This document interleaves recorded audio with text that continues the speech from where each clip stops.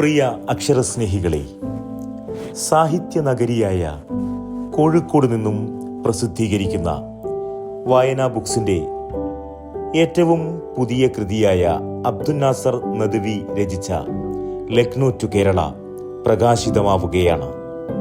2024 December 6 വെള്ളിയാഴ്ച 4 മണിക്ക്